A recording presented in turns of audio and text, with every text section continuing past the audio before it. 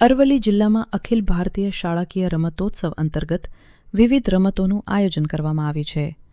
Modasa high school ખાતે કબડ્ડીની રમતનો પ્રારંભ અરવલ્લી જિલ્લા ડીવાયએસપી આરવી ડાબીના હસ્તે કરવામાં આવ્યો હતો.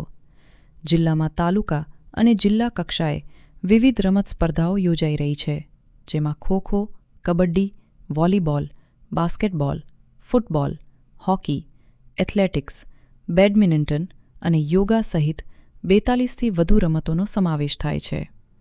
તાલુકા કક્ષાએ વિજેતા બનેલી ટીમો હવે જિલ્લા કક્ષાની સ્પર્ધામાં ભાગ લઈ રહી છે, જ્યારે જિલ્લા કક્ષાએ વિજેતા બનનાર ખેલાડીઓ અને ટીમોને આગામી દિવસોમાં રાજ્ય કક્ષાની સ્પર્ધામાં રમવાની તક મળશે.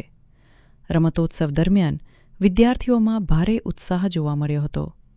વિજેતા ખેલાડીઓને અધિકારીઓ અને રમતગમત ક્ષેત્રના અગ્રણીઓ દ્વારા શુભેચ્છાઓ પાઠવી આગામી રાજ્ય કક્ષાની સ્પર્ધાઓ માટે શુભકામનાઓ આપવામાં આવી હતી.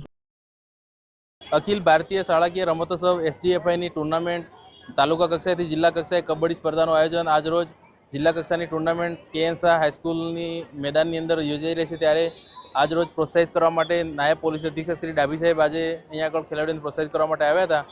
તાલુકા કક્ષાની સ્પર્ધા પૂર્ણ થતાં જિલ્લા કક્ષાની 45 જેટલી રમતોનું અત્યારે અરવલ્લી જિલ્લામાં આયોજન કરવામાં આવેલ છે.